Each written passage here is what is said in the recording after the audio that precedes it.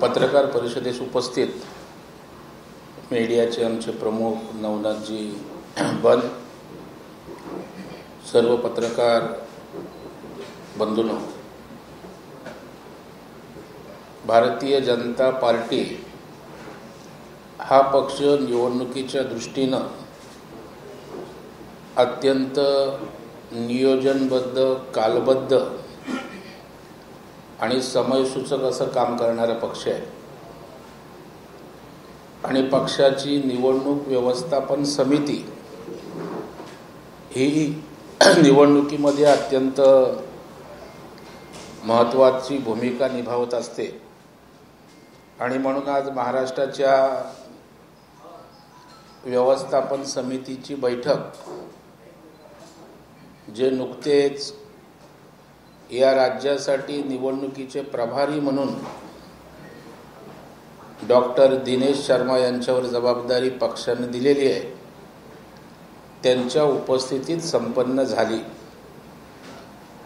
आणि एकंदर महाराष्ट्रामध्ये निवडणुकीच्या दृष्टीनं व्यूहरचना काय आहे, कशा प्रकारची व्यवस्था यंत्रणा उभी आहे आणि या यंत्रणेची अंमलबजावणी नेमकी कशा पद्धतीनं होते त्याचा आढावा आणि मार्गदर्शक सूचना डॉक्टर दिनेश शर्मा साहेबांच्या माध्यमातून या प्रसाद जिल्हा आज देण्यात आल्या. वेगवेगळ्या प्रकारचे अनेक विषय व्यवस्थापन समितीच्या माध्यमातून जबाबदारी एकेकावर दिलेली आहे.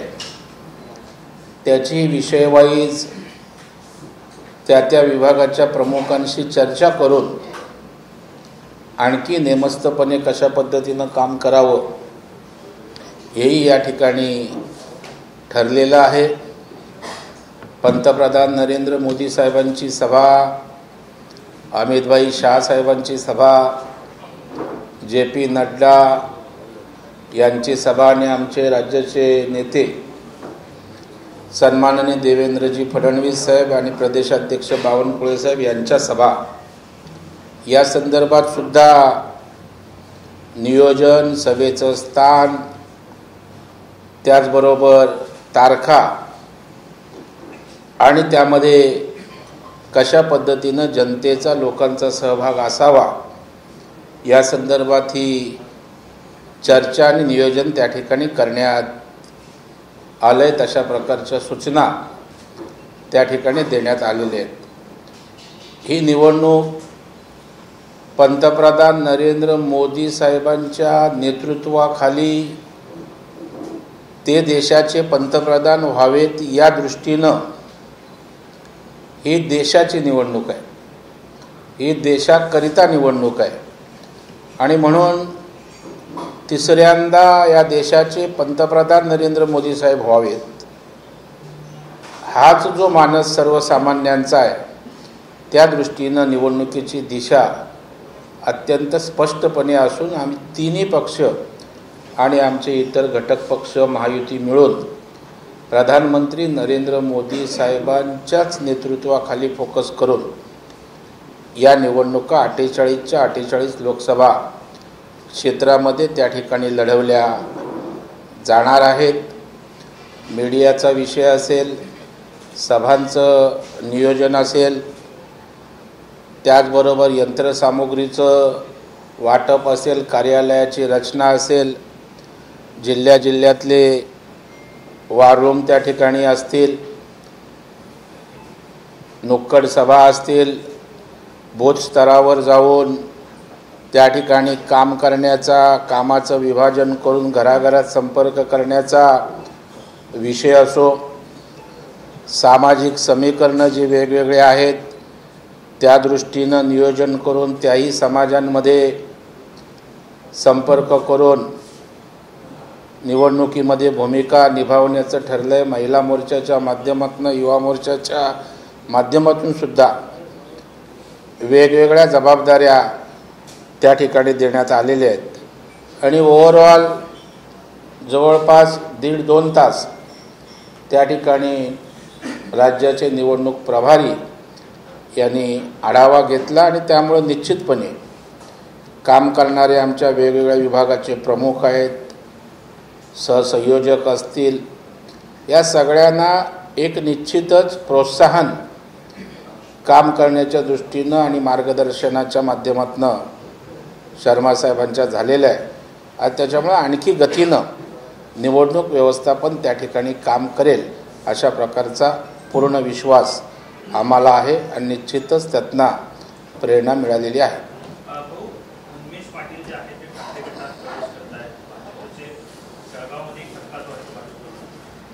नाही, मला वाटतं अजून प्रवेश केला करणार आहेत माहीत नाही, परंतु शेवटी निवडणुकीच्या रणधुमाळीमध्ये अनेक जण इच्छुक असतात. काही जण त्या ठिकाणी जागा मिळाली नाही तरी पक्षाच्या विचारधारेशी पक्षाशी एकनिष्ठ राहून त्या ठिकाणी काम करत असतात. परंतु आता एखाद्याला निवडणूकच लढवायची असेल किंवा त्या ठिकाणी आपल्याला सीट मिळाली नाही म्हणून भूमिकाच घ्यायची असेल तर अशा प्रकारची भूमिका त्या ठिकाणी अनेक लोक अनेक पक्षात घेताना दिसत आहेत. आणि तशा प्रकारची भूमिका आहे की काय ही आपल्याला काही कालावधीत निश्चितपणे दिसून येईल.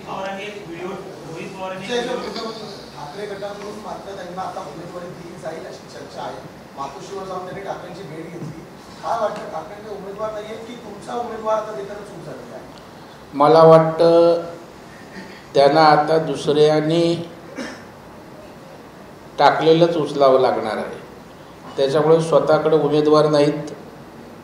जे चांगले उमेदवार होते ते सर्व एकनाथ शिंदे साहेबांसोबत गेले आणि आपण उद्धव ठाकरेंच्या उभाटा सेनेवर जर नजर टाकलीत उमेदवारांच्या तर सगळे उमेदवार आयात करून त्या ठिकाणी लढवण्याची त्यांची भूमिका आहे. आणि त्यांच्यामुळे नजर ठेवू नयेत. दुसरा पक्ष कोण उमेदवारी देत नाही, कोण नाराज आहे, कधी असंतुष्ट आहे, असं करून फिल इन द ब्लँक्स भरण्याचा त्यांचा प्रयत्न आहे.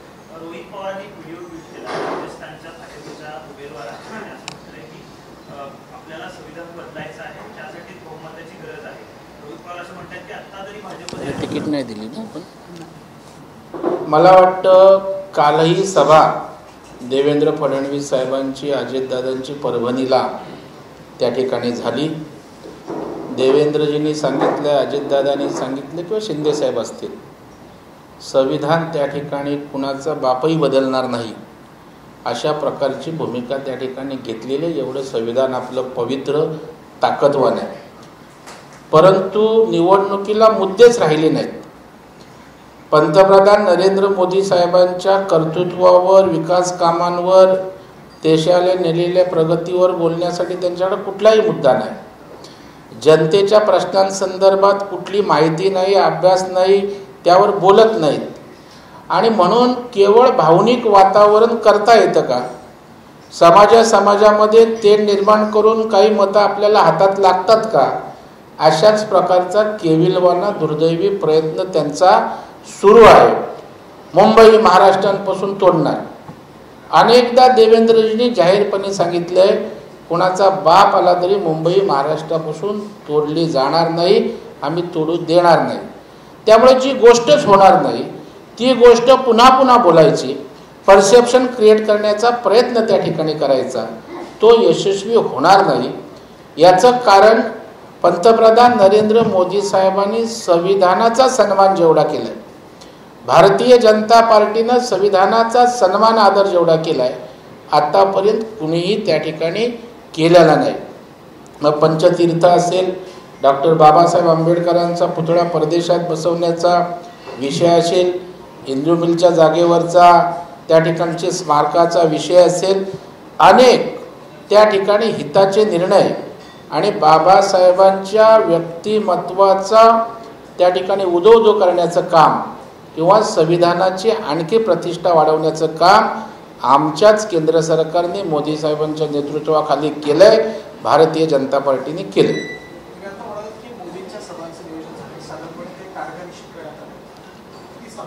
10 तारीख, सध्या तरी 10 तारीख त्या ठिकाणी पहिली रामटेकला, बरोबर आहे नवनाथ, रामटेकला पहिली जाहीर सभा त्या ठिकाणी होते. त्यानंतर साधारणतः 6 एप्रिलला 14 एप्रिल अमित भाईंची, मोदीजींची 14 एप्रिलला, मोदीजींची 14 एप्रिलला दीक्षाभूमीचं दर्शन आणि त्यानंतर चंद्रपूरला सभा प्रस्तावित आहे. अंतिम त्याचं टाइम टेबल यायचं आहे. अमित भाईंची ही 6 एप्रिल 5 एप्रिलला 5 किंवा 6 अजून त्याचंही तारीख निश्चित होते. तीही सभा या ठिकाणी होईल आणि मग JP नड्डा साहेब आणि आमच्या शीर्षस्थ नेत्यांच्या सभांचं वेळापत्रक होईल आणि या झंझावात ताकदीनं महाराष्ट्रात त्या ठिकाणी निर्माण झालेला आपल्याला पाहायला मिळेल. गोंदिया किंवा गडचिरोली होईल विदर्भामध्ये, कारण पहिल्या टप्प्यातल्या निवडणुका तिकडे आहेत, त्याच्यामुळे त्याच गोंदिया भंडारा त्या 2-3 जिल्ह्यामध्ये जागा निश्चित होईल आणि त्याप्रमाणे ते सभेचं नियोजन होईल. प्रचार एकत्र वाढतो आहे, दुसरीकडे एकनाथ शिंदेचे काही उमेदवार बदली करण्याच्या चर्चा देखील पुन्हा एकदा सुरू झालेल्या आहेत. विशेष करून हातकणंगले असेल, धैर्यशील माने असतील, त्याबरोबर हिंगोलीचे असतील, हेमंत पाटील यांची जागा आहे ते उमेदवार बदली करण्याचं सुरू झालेलं आहे. या चर्चा आपल्यात आहेत, प्रसार माध्यमात आहेत. लवकरच 2 दिवसामध्ये याचं चित्र स्पष्ट होईल. त्यांच्या जागा कोण असाव्यात, उमेदवार कोण असाव्यात हे ठरवण्याचा अधिकार शिंदे साहेबांना आहे आणि आमच्या जागांचा निर्णय देवेंद्रजी बावनकुळे साहेब आणि पक्ष घेईल आणि त्याच्यामुळे लवकरच या विषयातल्या चर्चेला पूर्णविराम त्या ठिकाणी मिळेल आणि योग्य ते उमेदवार त्या ठिकाणी येतील. शिंदे साहेबच सर्वस्वीतून निर्णय घेतील. लोकसभा निवडणुकीच्या 48 जागांसाठी आपण बघितलं तर 3 पक्षांमध्ये महायुतीत रस्सीखेच सुरू आहे. जागांची अदलाबदल, निर्णय पटकन होत नाही. 2-2, 3-3 इच्छुक उमेदवार एकमेकांसमोर येतात, शक्ती प्रदर्शन करतात. 48 जागांमध्ये लोकसभा निवडणुकीमध्ये असे प्रश्न जर उपस्थित होत असेल तर 288 जागांची विधानसभा तुम्ही कशा पद्धतीने लढवाल आणि तुम्ही काय चित्र महाराष्ट्रासमोर असेल?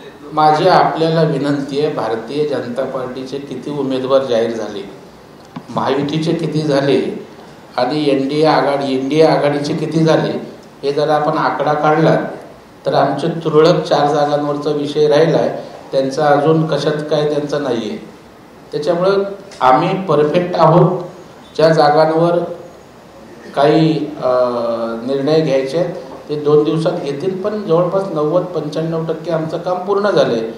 ज्यांचं त्या ठिकाणी 20% पण झालं नाही तर आम्हाला प्रश्न करत आहे. आमचं परफेक्ट काम सुरू आहे, चिंता करायचं कारण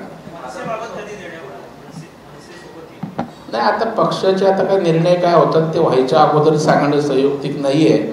पक्ष पातळीवर चर्चा होऊन योग्य तो निर्णय त्यांच्या बाबतीतही लवकरच जो काय असेल तो होईल.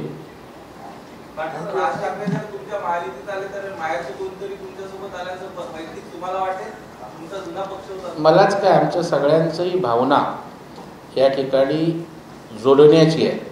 आपण बघायला महायुती केली याचा अर्थ काय आहे की या ठिकाणी आमच्या कुणाच्याही प्रत्यक्ष इंटरेस्टपेक्षा या देशाला पंतप्रधान नरेंद्र मोदी साहेब हवेत आणि त्यामुळं ते केवळ भारत जोडोची भाषा करतात, परंतु भारत तोडणाऱ्याला उमेदवाऱ्या देतात, परंतु आम्ही ॲक्च्युली लोक जोडतोय. त्याच्यामुळे मॅक्झिमम जेवढे चांगले पक्ष, चांगले नेते आमच्याबरोबर येतील त्यांच्या बाबतीत आमची सकारात्मकच भूमिका असेल, कारण आम्हाला या देशाचे पंतप्रधान नरेंद्र मोदी साहेब होण्यासाठी जे जे घटक बरोबर येतील त्याचं स्वागतच असेल. महाविकास आघाडीमधून बाहेर पडताना आपण पाहिलेलं होतं. अमरावतीमध्ये आज अनुराग आंबेडकरांनीही अर्ज भरलेला आहे. दुसरीकडे परभणीवरून आता भारतीय कम्युनिस्ट पक्षाने सुद्धा उमेदवार दिलेला आहे. क्षीरसागर अर्ज दाखल करत आहे. त्यामुळे महाविकास आघाडीमध्ये तर पूर्ती फूट पडल्याचं म्हणता येईल. आता आपण अत्यंत योग्य बोललात. त्यांच्यात काय चाललंय ते जरा डोकावून पहा. पूर्णपणे विस्कळीत झालेली महाविकास आघाडी आपल्याला दिसेल. आंबेडकर साहेब त्यांच्याबरोबर राहू शकले नाहीत ज्याची त्यांना अपेक्षा होती. काही ठिकाणी आंबेडकर साहेबांनी काँग्रेसला सपोर्ट केला आहे, काही ठिकाणी कम्युनिस्ट उभे आहेत. त्यांच्यामुळे काही ठिकाणी राष्ट्रवादीच्या शरद पवार साहेबांच्या जागेवर उद्धव ठाकरे साहेबांचे लोक इच्छुक आहेत. उद्धव ठाकरे साहेबांच्या जागेवर मैत्रीपूर्ण लढत करण्याचं काँग्रेस बोलत आहे. त्याच्यामुळं कुठल्याही प्रकारची एक वाक्यता महाविकास आघाडीमध्ये नाही. जे लढतानाच एकत्रितपणे सामोरं जाऊ शकत नाहीत ते उद्या आमच्यासमोर काय लढणार हे चितपर रोज स्पष्ट होते. महायुतीमध्ये नगरचे निलेश लंके असतील त्यांनी महाविकास आघाडीचा फॉर्म भरला. आता जळगावमधून सुद्धा उमेश पाटील आहेत, ते सुद्धा अशा प्रकारची बंडखोरी करण्याची करतायत असं दिसतंय. अशा प्रकारचं महाराष्ट्रामध्ये वेगळं वातावरण होते. अनेक पक्ष आहेत, अनेक उमेदवार असतात, त्याच्यामुळे 48 लोकसभेत कोणतरी फॉर्म भरत असतं, त्याच्यात वेगळं काय आहे? आता निलेश लंकेने फॉर्म भरणं या 48 लोकसभेत काही वेगळं नाविन्यपूर्ण आहे का? जो एक उमेदवार अर्ज भरतो तसा निलेश लंकेने भरलाय. बरं, बंडखोरी करणं, एखाद्याला सीट दिली नाही आणि त्याला लढवायचीच त्या ठिकाणी त्याला जर इच्छा असेल तर तो लढत असतो. याच्यामध्ये तुम्ही वेगळं काही नगरला झालंय असं काही मानायचं कारण नाही. ज्या पद्धतीने प्रकाश आंबेडकर यांनी काही जागेवर समर्थन देताना पाहायला मिळालं होतं, मात्र प्रकाश आंबेडकरांच्या विरोधात काँग्रेसने उमेदवारी दिली अकोल्यामध्ये, कारण की ज्या पद्धतीने कोल्हापूरमध्ये समर्थन दिलं होतं त्यांनी खरं तर काँग्रेसला. कसं होतं? मला वाटतं काँग्रेसची हीच प्रवृत्ती आहे. प्रकाश आंबेडकर साहेबांना त्या ठिकाणी झुलवत ठेवलं आणि नाना पटोलेंच्या विषयी आंबेडकरांचं विधान आपण काय आहे ते पहा, आणि पटोले आंबेडकर साहेबांच्या विषयी काय बोलतायत ते पहा. यातनं सगळ्या गोष्टी स्पष्ट होतील.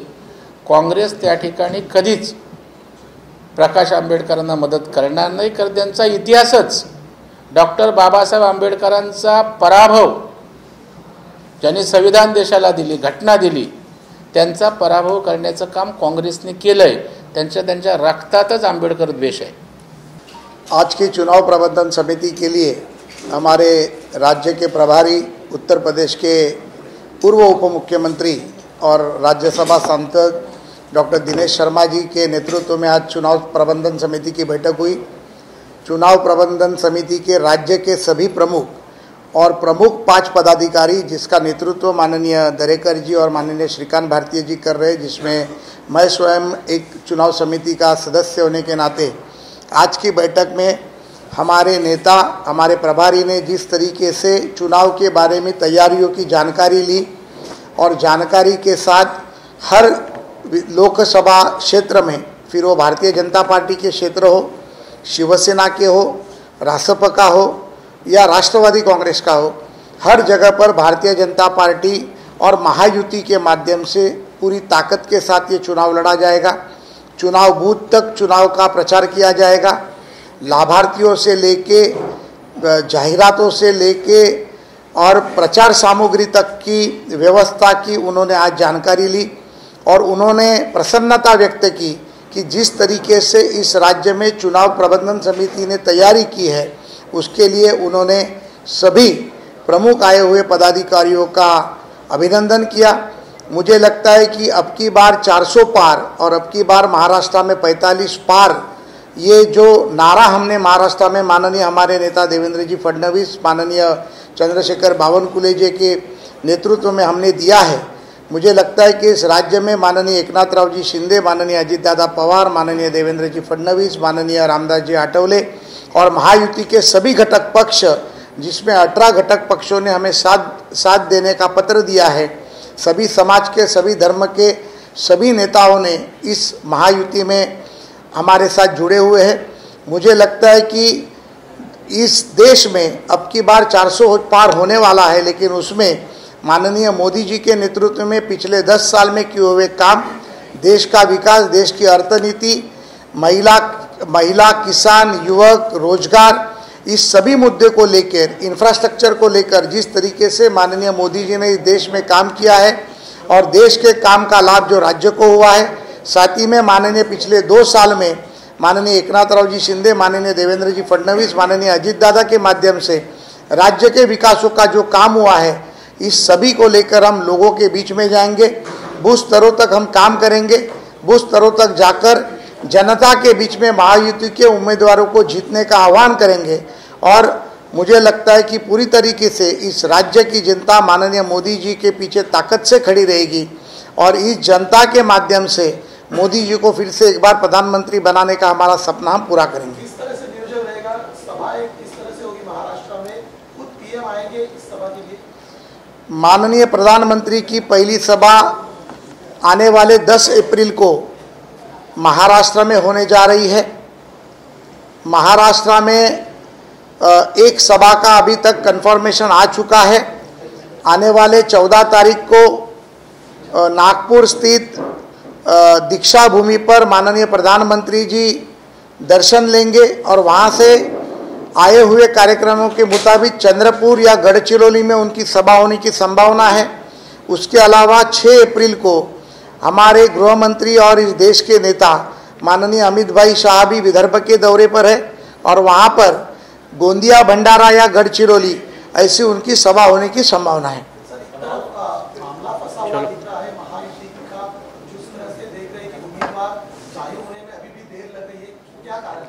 मुझे लगता है कि हमारे नेता प्रवीण दरेकर जी ने भी ये बात कही है कि आप अगर महाविकास आघाड़ी का पूरा सीट वाटप का मुद्दा देखोगे तो अभी तक वहाँ पर काफ़ी झगड़े हैं।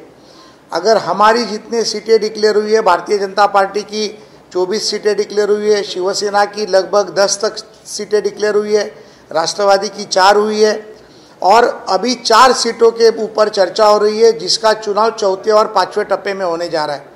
आने वाले 2 दिनों में हमारे शीर्षस्थ नेता देवेंद्र फडणवीस जी, माननीय एकनाथ राव जी, माननीय दादा के नेतृत्व में आने वाले 2-3 दिनों में ये 4 सीटों का भी मसला सुलझ जाएगा और महायुति पूरी तरीके से भक्कम है, महायुति पूरी तरीके से एक है और महाविकास आघाड़ी में जिस तरीके के झगड़े चल रहे हैं, कम्युनिस्ट पार्टी हो, अंबेडकर जी के खिलाफ जिस तरीके की राजनीति की गई हो, जबकि माननीय अंबेडकर जी ने कांग्रेस को साथ देने की बात कही और 2 जगह पर उनका समर्थन देने के बावजूद भी कांग्रेस ने हमेशा अंबेडकर परिवार का जिस तरीके से द्वेष किया है, उसी द्वेष को आज वापस से दिखाई दे दिया, जिनके कारण उन्होंने अकोला में माननीय प्रकाश अंबेडकर जी के खिलाफ उम्मीदवार, उनका समर्थन होने के बावजूद भी उम्मीदवार देने का काम किया।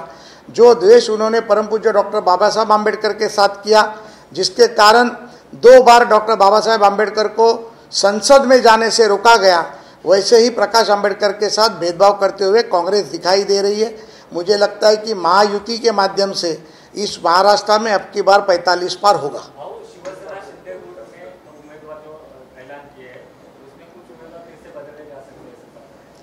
मुझे लगता है कि शिवसेना शिंदे गुट में जो सीटें देने का जो काम है वो माननीय शिंदे जी का है और अभी तक ये हमने मीडिया के माध्यम से बातें सुनी है, ऐसी कोई भी बात अभी तक महायुति के समन्वय में आई नहीं है। जो भी होगा वो आपको 2 दिन में मालूम पड़ जाएगा। धन्यवाद। धन्यवाद। आपण मनसेबरोबर जाऊ इच्छिता मात्र मनसेचे कामकाज समितीचे नेते गुन्हा दाखल झालेला आहे, मारहाण करण्याची जी वृत्ती आहे समोर येते, असा पक्ष समोर हवा आहे का? छत्रपती शिवाजी महाराजांच्या या महाराष्ट्रामध्ये जो कोणी चुकीच्या पद्धतीत वागेल, जो कोणी चूक करेल त्याला ही शिक्षा झालीच पाहिजे, त्याची चौकशी झालीच पाहिजे, त्याच्यावर कारवाई झालीच पाहिजे। त्यामुळे हे रयतेचं राज्य आहे। कोणी बरोबर येत असेल, बरोबर आला जरी पदाधिकारी जरी असेल आणि तो जर चुकीचं काम करत असेल तर निश्चितपणे त्याची चौकशी केली जाईल।